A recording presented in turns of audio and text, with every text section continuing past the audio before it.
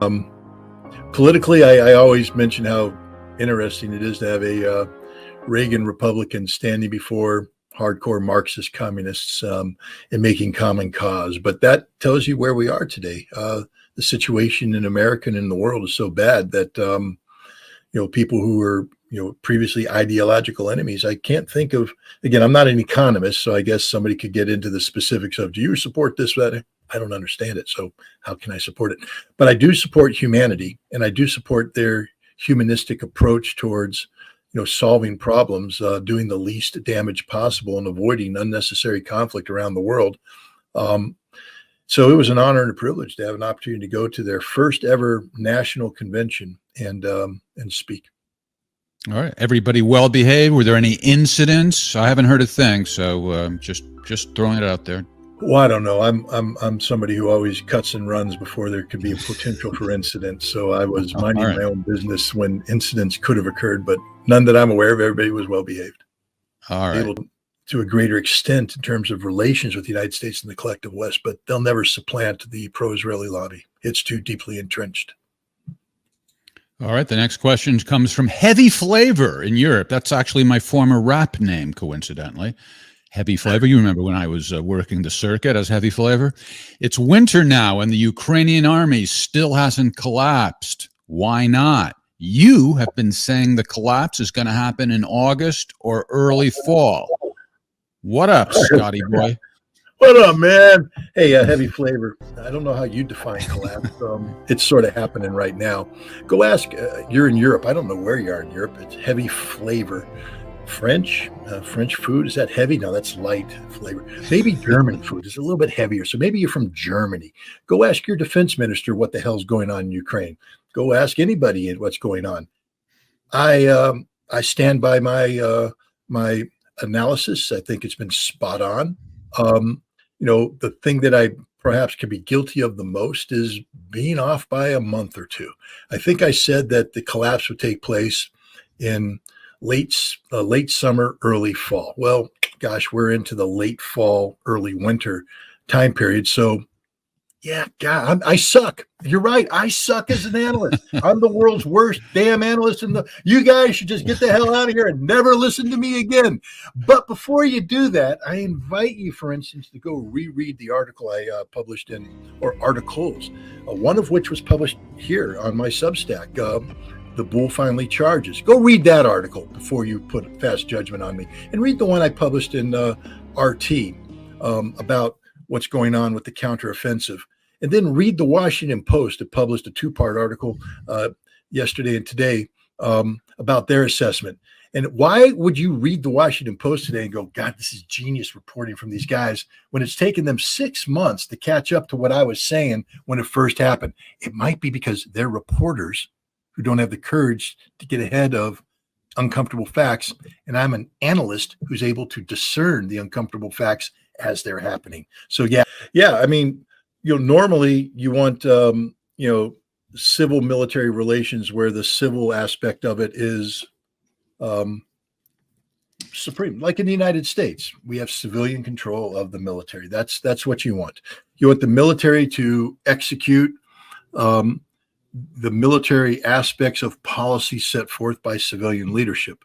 And the civilian leadership needs to state policy and then allow the military to execute the policy within reason. I mean, there are consequences for military action. They have a political dynamic and they have to be monitored and discussed, but there should be a dialogue between the two sides that never once crosses the boundary where civilian leadership tries to dictate tactics and operations to the military, or the military tries to dictate policy and politics to the civilian. Right now, we have a system in Ukraine that's just fundamentally broken. Zelensky has lost all sense of respect, on the part of the Ukrainian military, especially the senior leadership. He has pushed them to do things they didn't necessarily want to do. He was tolerated because he was able to attract funding and political support from abroad. That support is dissipating rapidly. The funding is non-existent. He's lost any value that he brought to the table. He's not a military leader, not a military commander. So we're seeing the split. It's a manifestation. I know, heavy flavor. This is for you, buddy.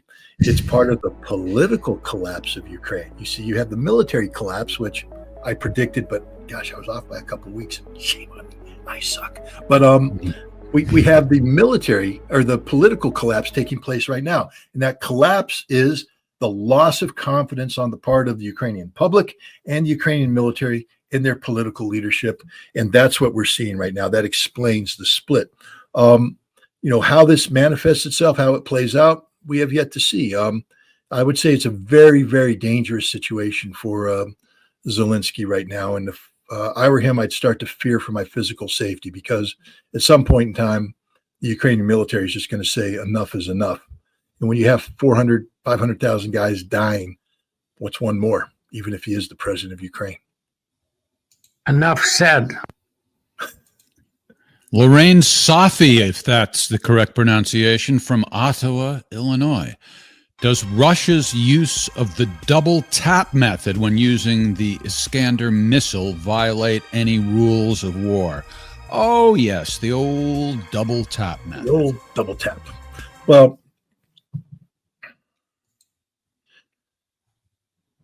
first of all, I mean, just because you have two Iskander missiles on a launcher doesn't mean it's a double tap.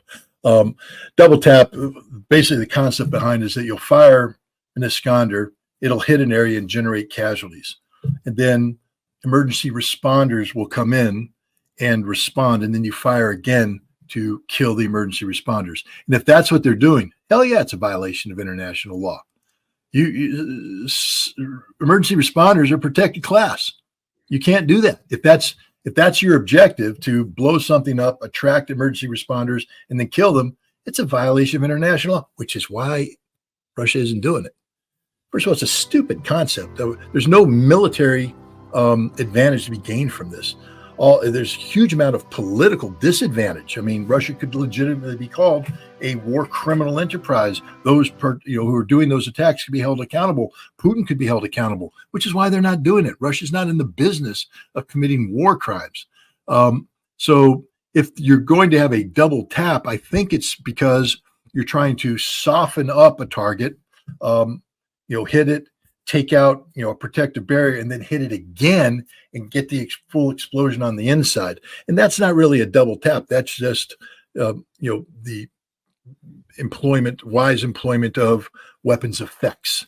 But I don't think Russia has ever been documented in doing a double tap of what I said, where you hit, bring in first responders, and hit again. Russia may have hit to weaken. First responders were coming in, they hit to destroy, and the first responders were inadvertent casualties. That's theoretically possible, but it wasn't the intent. And the clear aspect of war crime is intent. The intent to inflict harm on protected objects without any real military benefit. And I believe that every time you see the Russians fire something downrange, there's clear, legitimate military intent behind that. Now comes a voicemail message from a gentleman named Phil Hall. Scott, in order to get a new security framework, Russia's victory must be seen to be overwhelming. So how can Russia tolerate nuclear weapons being stationed right on its borders? The Western Ukrainians, the Catholics and Banderites are all based around Lvov. Shouldn't Russia take Kiev and carry on until the borders of what used to be East Galicia?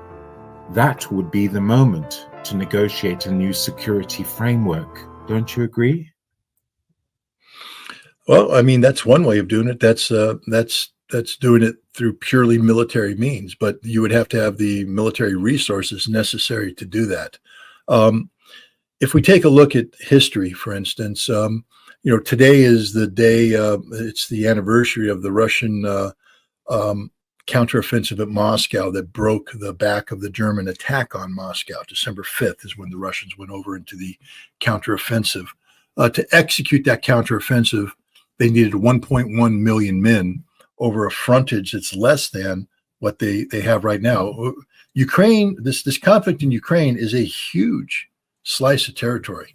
And you need a lot of men. And to do that advance, it's not just maintaining a line that's going to probably expand as you continue, but there's also depth. So the number of troops you need, not only to sustain continuous pressure on the line, but also to secure areas as you progress out of Russian dominated regions into areas where there will be Ukrainian, dense Ukrainian populations that will probably be hostile to a Russian presence, therefore susceptible to insurgencies.